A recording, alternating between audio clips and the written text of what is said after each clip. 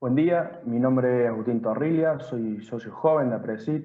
Hoy jueves 20 de agosto y siendo las 9 de la mañana les doy la bienvenida desde Río Cuarto y muchas gracias por sumarse a esta charla nombrada Aprovechamiento de la biomasa lignocelulósica de cultivos agrícolas, que está a cargo de César López y Ezequiel García Estetian. Esta temática que se irá a abordar toma cada día más relevancia en un contexto de cambio climático y con una demanda creciente de alimentos, energías, fibras. Debemos seguir avanzando en la búsqueda de sistemas de producción eficientes y sustentables, integrando los distintos eslabones de la cadena para lograr la transformación sostenible de la biomasa renovable. Y en eso, APRESID pretende seguir profundizando y estando en la vanguardia. A lo largo de las presentaciones que estamos a punto de ver, ustedes podrán ir enviando preguntas en la sección que ven a la derecha de sus pantallas y al finalizar las presentaciones les pasaré algunas de ellas a los oradores en base a la cantidad recibida y tiempo que dispongamos. Intentaremos poder realizarlas todas y les recomendamos hacerlas en el transcurso de la presentación. Quiero recordarles que en el menú superior de la página principal hay una sección llamada Asistentes, donde podrán buscar a los oradores que estén registrados en el Congreso y a través de la misma poder chatear o incluso programar reuniones con ellos. No olviden pasar por el espacio de APRESID dentro del hall comercial, donde encontrarán entrevistas en vivo con especialistas, información de los programas de la institución y contenido exclusivo para asistentes. Para poder seguir todo lo que sucede en las redes, no olviden de utilizar el hashtag Congreso APRESID y así no perderse de nada. A continuación voy a presentar brevemente a los disertantes para poder dar inicio a la presentación. César Gabriel López es ingeniero agrónomo, recibido de la Universidad Nacional de Loma de Zamora, es magíster en ciencia de la Universidad Nacional de Rosario, doctor of Philosophy de la Universidad Estatal de Oregón. Actualmente es profesor titular exclusivo a cargo de la Cátedra de Mejoramiento Genético, es director del Instituto de Investigación sobre Producción Agropecuaria, Ambiente y Salud, perteneciente a la Universidad Nacional de Loma de Zamora y a la Comisión de Investigaciones Científicas de la Provincia de Buenos Aires. Es director de la Maestría en Producción e Industrialización de Cereales y Oleaginosas de la Universidad Nacional de Loma de Zamora, el INTA y el INTI. Es director de la especialización en Mejoramiento Genético Vegetal. El otro disertante es Luis Ezequiel García Estetian, ingeniero agrónomo, recibió la Facultad de Ciencias Agrarias de la Universidad Nacional de Loma de Zamora, es magíster y doctor de la Facultad de Ciencias Agrarias y Forestales de la Universidad Nacional de La Plata. Actualmente es profesor adjunto de la Cátedra de Cerealicultura de la Facultad de Ciencias Agrarias de la Universidad Nacional de Loma de Zamora, es docente colaborador en el taller de prácticas en sistemas agrícolas, es investigador del Instituto de Investigación sobre Producción Agropecuaria, Ambiente y Salud, que pertenece a la Universidad Nacional de Loma de Zamora y a la Comisión de Investigaciones Científicas de la Provincia de Buenos Aires. Y además es director de la Diplomatura Universitaria en Producción y Conservación de Forrajes de la Facultad de Ciencias Agropecuarias de la Universidad Nacional de Loma de Zamora. Ahora sí, señor director, si puede pasar las presentaciones. Buenos días, mi nombre es Ezequiel García Estetian, soy profesor adjunto en la Cátedra de Cerealicultura en la Facultad de Ciencias Agrarias de la Universidad Nacional de Lomas de Zamora. Y hoy les vamos a hablar un poquito sobre el aprovechamiento de la biomasa lignocelulósica en cultivos agrícolas. En la facultad funciona el Instituto de Investigación sobre la Producción Agropecuaria, Ambiente y Salud, el IPAS. Y estos proyectos se enmarcan en el programa de energías renovables, con distintos responsables según el área del proyecto, abarcando desde maíz, sorgo, trigo, hasta cultivos no convencionales o marginales, como es el caso del cardo, que son nuestros nuevos proyectos de estudio. Primero, antes de hablar de estos proyectos, tenemos que definir qué es el rastrojo de los cultivos agrícolas. El rastrojo es la biomasa lignocelulósica que queda remanente en el campo después de llevarnos el grano de nuestros cultivos de cosecha. Esa biomasa lignocelulósica está compuesta por celulosa, hemicelulosa y lignina. Estas sustancias nos permiten distintos usos para la fabricación desde papel, bioetanol lignocelulósico de segunda generación, bioplásticos y microfibras de celulosa. Ahora, cuando abordamos el tema de los rastrojos, tenemos que preguntarnos distintos interrogantes. El primero sería, ¿son todos los rastrojos iguales en los distintos cultivos agrícolas? ¿Cuánto rastrojo producen estos cultivos? ¿Y cambia su calidad según la especie y según el ambiente donde se desarrolle el cultivo? Podemos ver que estas cuestiones no son tan lineales. Al evaluar los distintos rastrojos, tanto de trigo, de maíz o de sorgo, que son los principales cultivos agrícolas de la región, vimos que el trigo era el cultivo que presentaba mayor calidad, por presentar mayor proporción de celulosa, aunque también tenía una fracción elevada de lignina. Pero al evaluar sus rendimientos, vimos que era el cultivo que menos aportaba para la producción de sus productos. En segundo lugar, venía el maíz, donde tenía una buena calidad de producción de celulosa, sobre todo, que es nuestra principal sustancia de interés, y esta se vería favorecida en la fecha de siembra de segunda, a su vez que también se veía favorecido su rendimiento, su producción, siendo la más recomendable para este tipo de usos. Y por último, el sorgo fue el cultivo que mayor producción de rastrojo nos dio en nuestros ambientes evaluados, siendo la especie más prometedora para estos fines. Ahora, ¿cómo hicimos para determinar estas evaluaciones? Bueno, muy sencillo. Fijamos un momento de cosecha, después de la cosecha de grano, que generalmente equiparaba un 20% de humedad o menor, y separamos el rendimiento de grano de las distintas especies, en este caso es maíz, de la biomasa lignocelulósica que quedaba en el campo. Ahí obtuvimos el rendimiento en grano y el rendimiento en rastrojo. Luego tomamos muestra de ese rastrojo y la llevamos al laboratorio, que mediante tecnología NIRS pudimos determinar el contenido de fibra detergente neutro, fibra detergente ácido y lignina detergente neutro. Con esas fracciones de la pared celular determinadas, pudimos calcular el contenido de celulosa y el contenido de hemicelulosa. Ahora, surgieron distintos interrogantes después de esto. ¿Cuánto rastrojo dejo en el campo al levantar la altura de corte?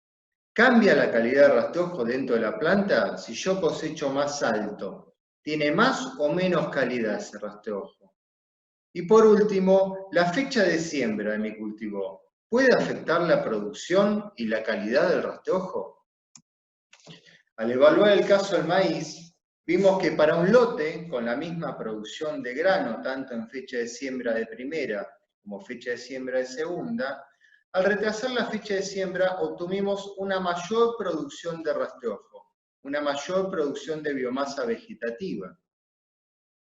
Al analizar la calidad de esta biomasa vegetativa, de este rastrojo, vimos que al retrasar la fecha de siembra obteníamos un rastrojo con mayor proporción de lignina y mayores proporciones tanto de fibra detergente ácido como de fibra detergente neutro, resultando en una mayor proporción tanto de celulosa como hemicelulosa, siendo un ambiente más propicio para este tipo de uso.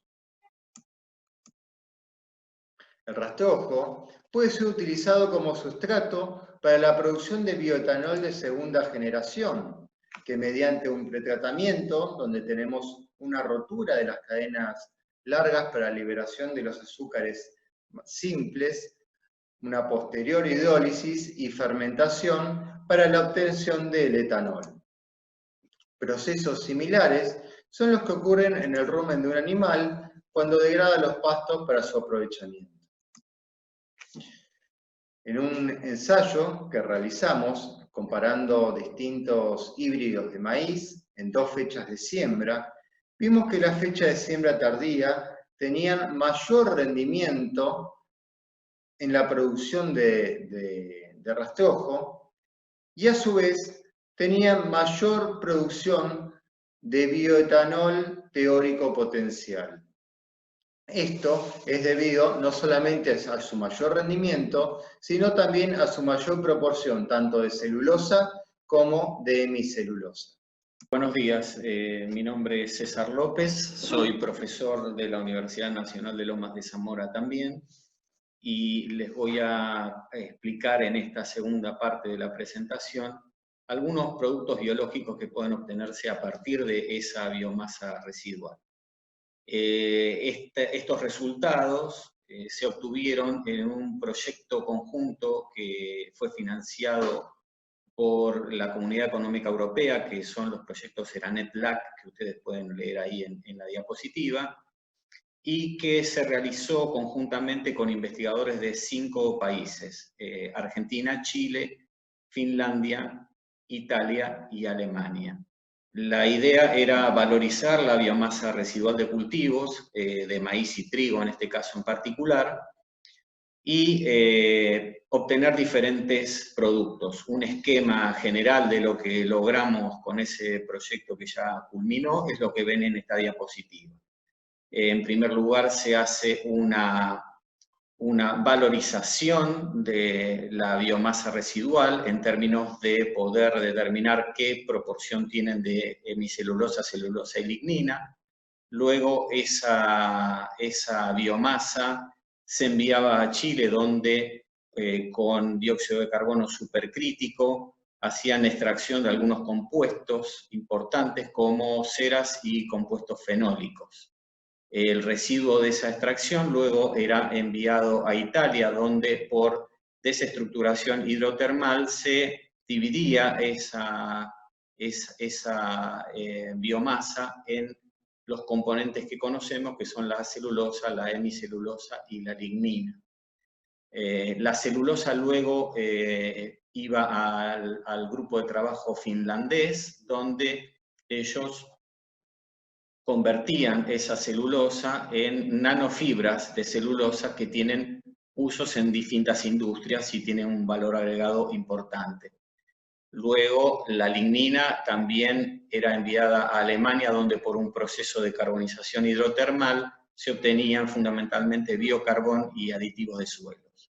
Y en Italia mismo, esa hemicelulosa, por fermentación, se utilizaba para la producción de ácido láctico. Es decir, que es posible obtener muchos productos en un proceso que está ensamblado y que tiene etapas sucesivas, y esos productos tienen un alto valor agregado. En la presentación yo voy a continuar hablando solo del ácido láctico por una cuestión de tiempo y porque es un proyecto que nosotros pensamos continuar. Bien, el ácido láctico es un producto con el que se pueden elaborar plásticos biodegradables. Se utiliza también para producción de implantes, materiales de diálisis, en sistemas de liberación controlada de fármacos, en cosméticos, en productos de higiene y, como les decía, en la producción de polímeros de ácido poliláctico que son biodegradables y son plásticos que realmente tienen una biodegradabilidad y se están utilizando cada vez más, y repito, es un producto de un altísimo valor agregado. Básicamente, esa biomasa lignocelulósica, por una extracción mediante Soxhlet, se obtienen aceites y ceras, como podemos ver en esta parte del gráfico. La biomasa que resulta se puede también hacer una filtración y dividir esa biomasa en celulosa y en una fracción líquida. Esa fracción líquida, a su vez, tiene 2 componentes fundamentales, que son la lignina y un licor oscuro, que es básicamente la hemicelulosa. Esta hemicelulosa está compuesta en una altísima proporción por silosa, como podemos ver en esta parte del gráfico. Ese licor, si se somete a una fermentación con diferentes microorganismos, se puede producir ácido láctico. Este es el esquema de cómo se obtenía ácido láctico en este proceso. Ese proceso de fermentación nosotros lo realizamos con Bacillus coagulans. Se utilizaron 2 cepas, las denominamos cepas A y B, y ambas tienen un muy buen rendimiento de ácido láctico final.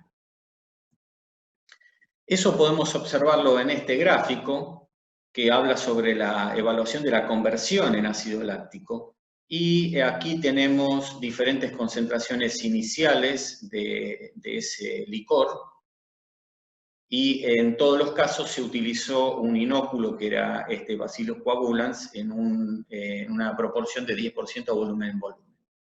Lo que podemos ver acá como resultados destacados es que el 90% de conversión a ácido láctico después de 96 horas de fermentación se obtuvo con una concentración inicial de 40 gramos por litro, que es la que podemos ver acá. Y también si partimos con una concentración mucho mayor, que fue de 100 gramos por litro, obtenemos un 77% de conversión a ácido láctico después de 144 horas, que es lo que vemos con la flecha verde. Por otro lado, ese ácido láctico obtenido, lo que tenemos que saber es que el ácido láctico es quiral, por lo que se pueden encontrar 2 isómeros ópticos. Uno es el ácido láctico dextrógiro y el otro es el levógiro. Lo que es importante en este punto es saber que para la síntesis del ácido poliláctico se necesita que más del 98% del ácido láctico obtenido sea levógiro.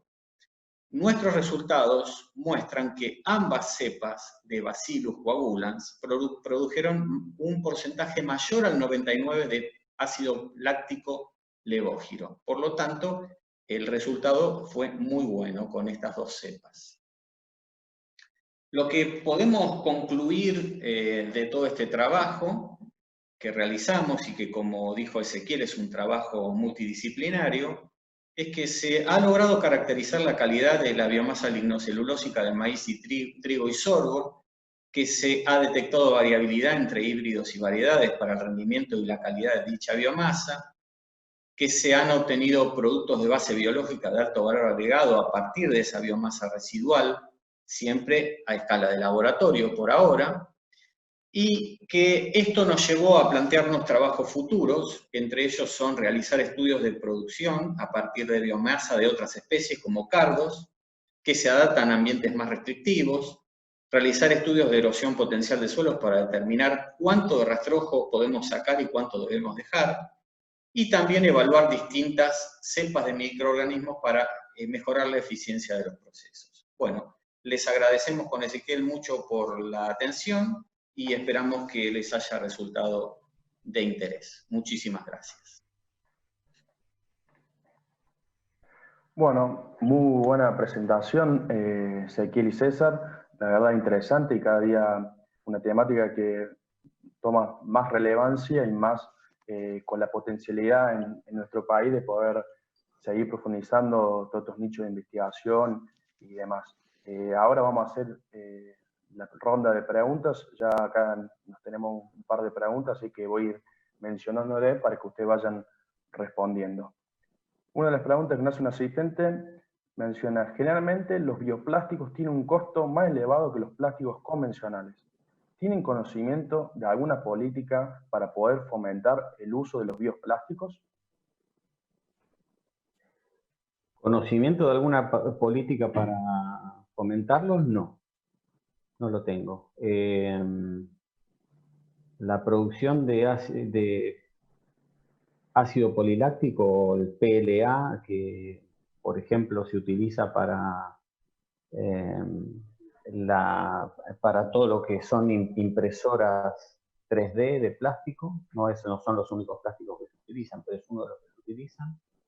Eso ya está en marcha. No sé si la síntesis de PLA a partir de una fermentación biológica tiene mayor costo que la síntesis química. Eso, sinceramente, no lo sé. En el trabajo que nosotros hicimos, justamente la parte que se está desarrollando ahora es todo el estudio económico, así que no es una pregunta que pueda responder exactamente ahora, pero en breve vamos a tener ese tipo de respuesta. Ahí hacen mención, quiero hacerle una pregunta, sobre el trabajo futuro en la especie del cardo. ¿Podrían, digamos, diferenciar lo que es, por un lado, biocombustible de primera generación y con respecto a los de segunda generación? Que por ahí falta un poco más avanzar en ese inicio de investigación. Sí, cómo no. Ese es un proyecto que estamos llevando a cabo en la Facultad de Ciencias Agrarias.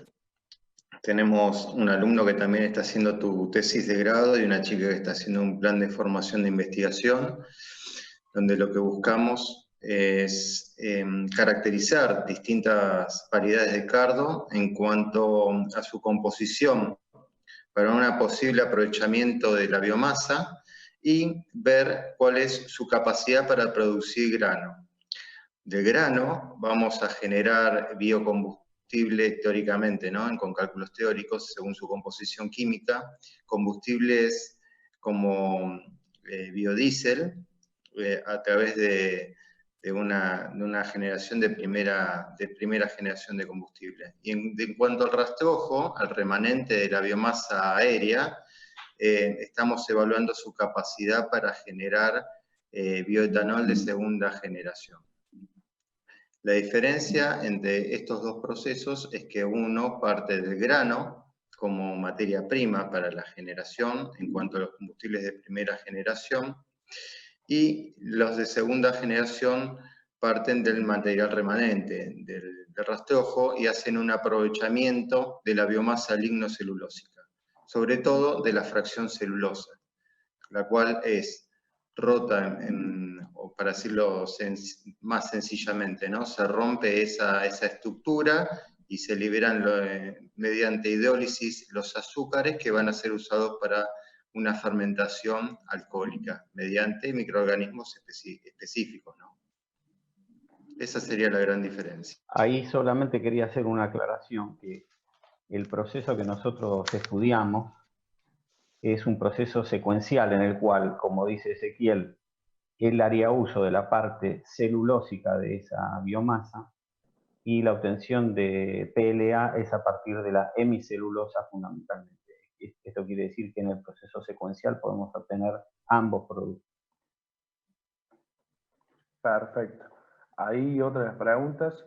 Me mencionan, hay regiones en Argentina que producen alta cantidad de rastrojo para ser utilizados, pero no existen plantas para procesarlos y transportarlos. Es muy costoso. ¿Creen que sería interesante poder generar un proyecto para esta región o no Patagonia? Sí, obviamente que sí.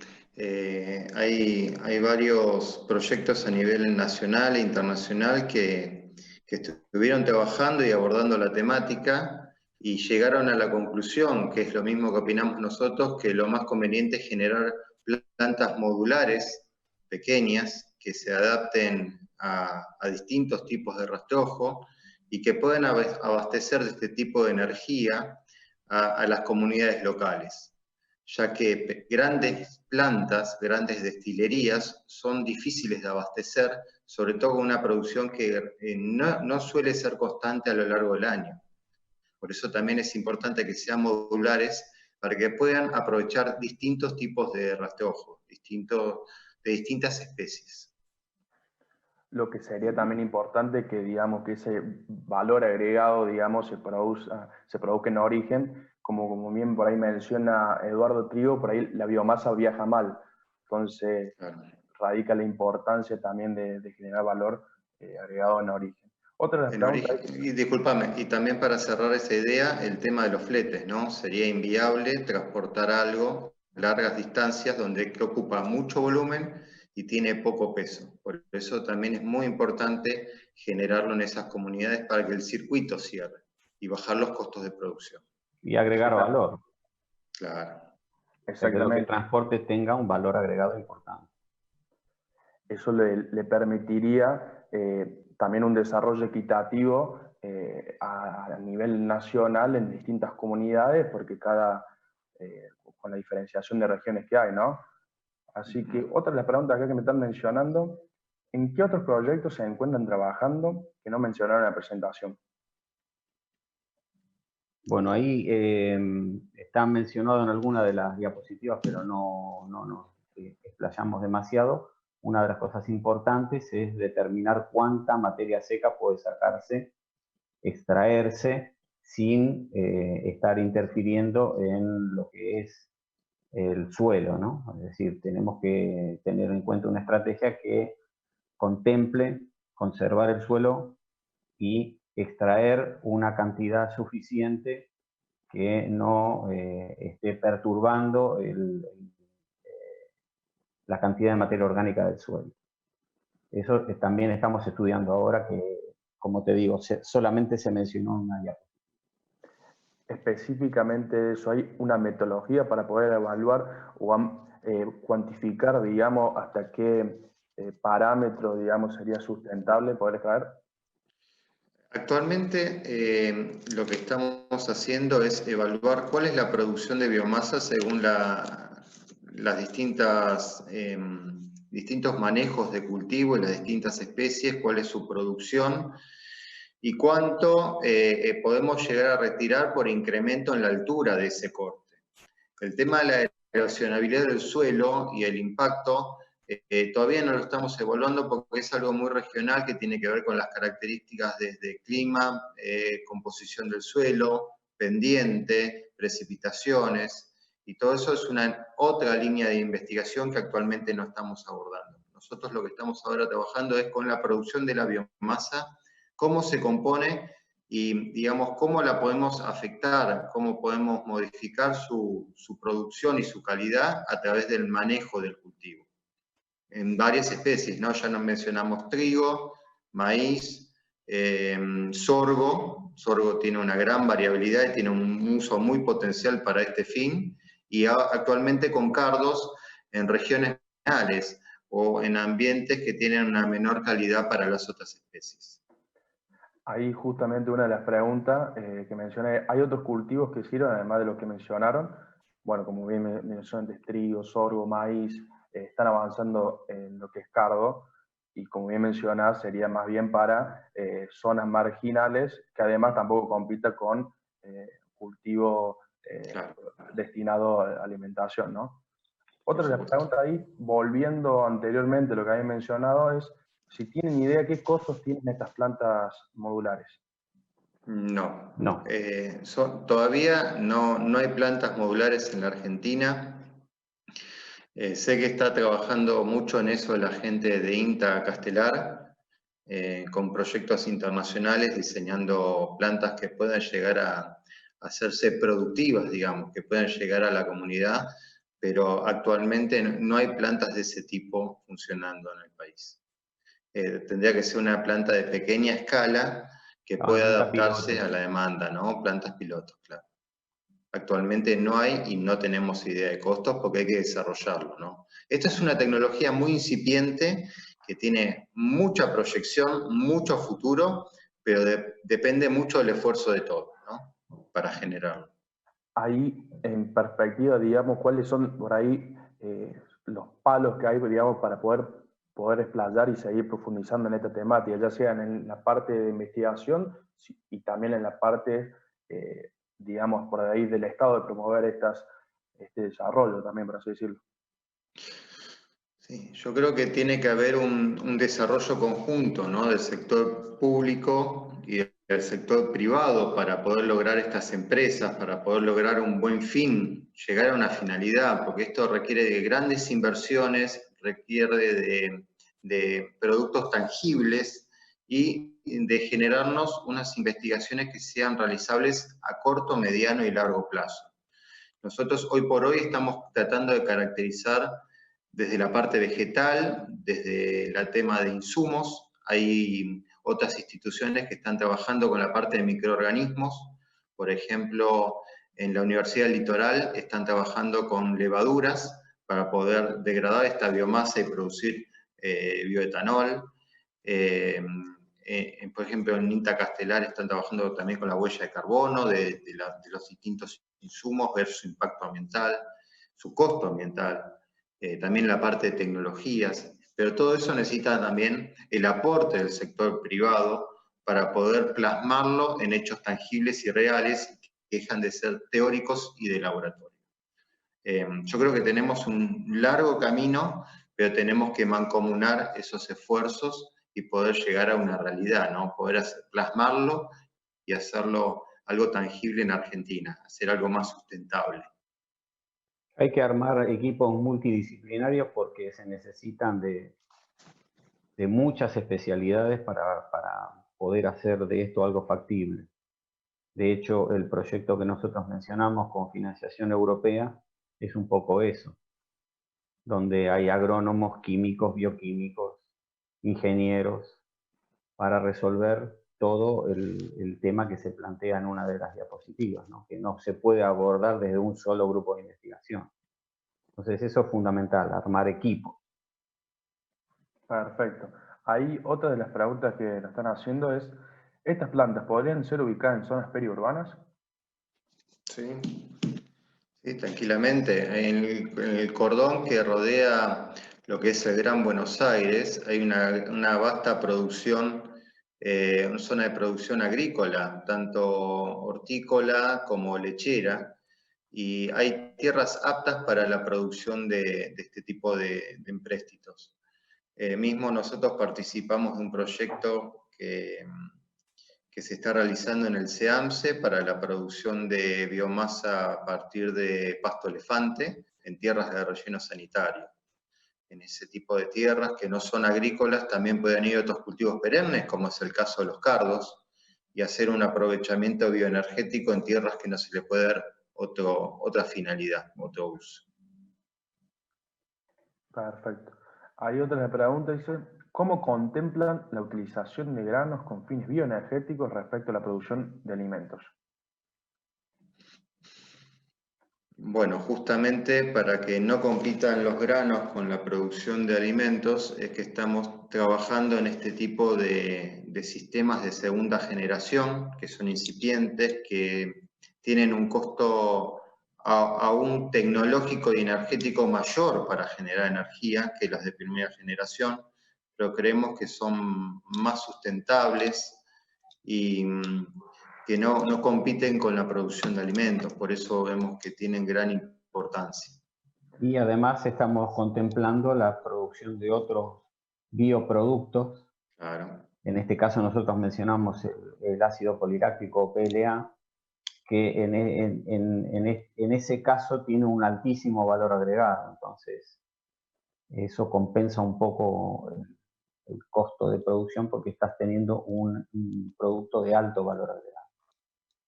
Ahí podrían, digamos, explicar el proceso, por qué es más costoso, digamos, la diferenciación con respecto a uno de segunda generación.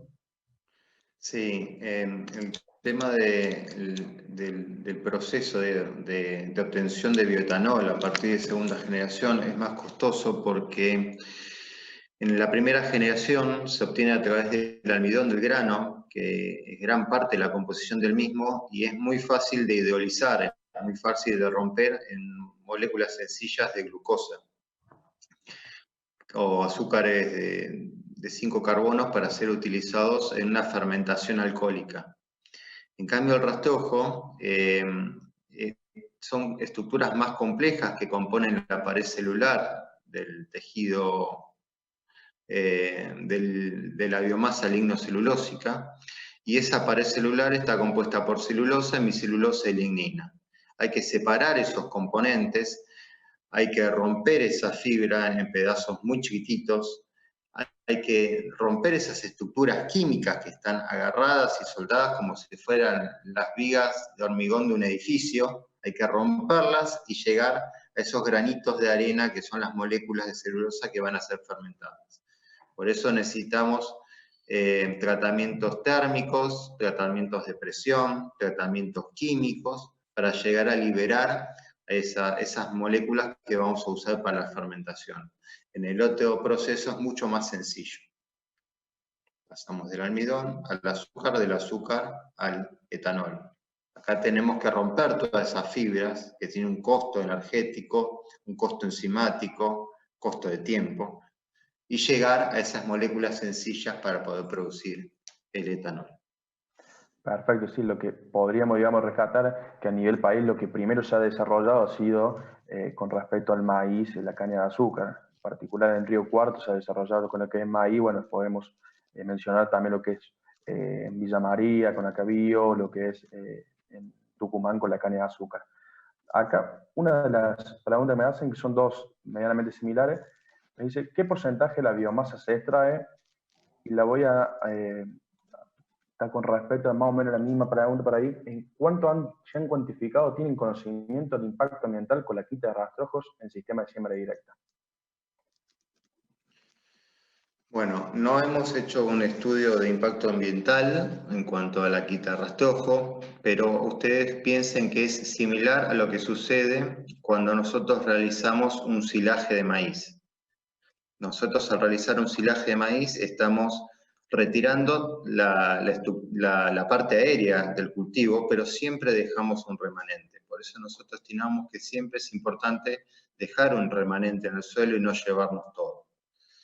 Nosotros hemos evaluado cuántos kilogramos de materia seca estamos dejando en el suelo por centímetro de incremento en la altura de corte de ese rastrojo.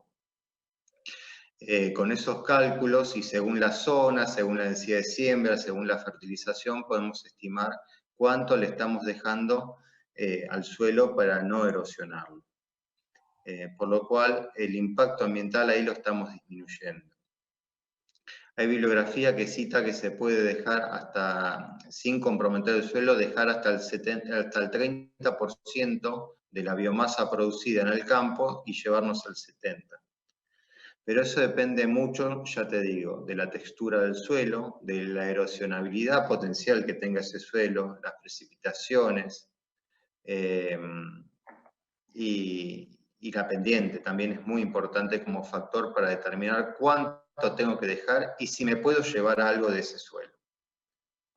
Por eso te digo que esto requiere un estudio más complejo, más abocado y más particular de cada ambiente, de cada zona. Perfecto.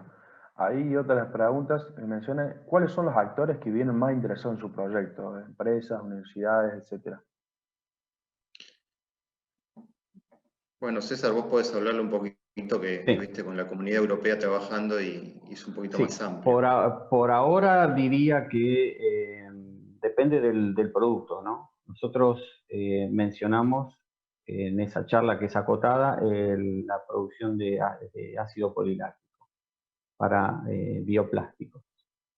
Pero en ese mismo proyecto también hay otros productos. Uno de esos productos son las nanofibras de celulosa. Esas nanofibras de celulosa se utilizan en distintas industrias, industrias del plástico, industrias de la pintura, industrias del cemento. Y nanofibras de celulosa hay fábricas en el mundo. Nosotros estamos en contacto con una fábrica en Finlandia. O sea, eso es una realidad. Hay fábricas en el mundo, tengo registro de empresas en Japón, en Italia, en Finlandia, y seguramente en algunos países más que yo no tengo registro, pero digo, eso es una realidad. En el caso, digamos que el interés mayor por ahora, como es una industria, podríamos decir, incipiente, el aprovechamiento de los residuos de cosecha para producción de distintos componentes, el interés mayor está puesto en el sector público, que financia este tipo de proyectos para generar información. Y entonces esa información que se genera en un futuro puede derivar en una industria. Pero este es el juego de la investigación. Es invertir para generar conocimiento y que ese conocimiento pueda llegar, algún porcentaje de ese conocimiento pueda llegar a una industria. Por ahora, repito, hay ejemplos, como para resumir, hay ejemplos concretos de industrias que obtienen este tipo de productos, pero el interés mayor está puesto en el financiamiento público para investigación. Perfecto. Ahí otra de las preguntas dice, buenos días, quisiera saber cuál es el potencial que tiene el residuo de plantas leñosas, hojas de especies caducifolias, residuo de podas, tales como vid, álamos, etc. Muchas gracias.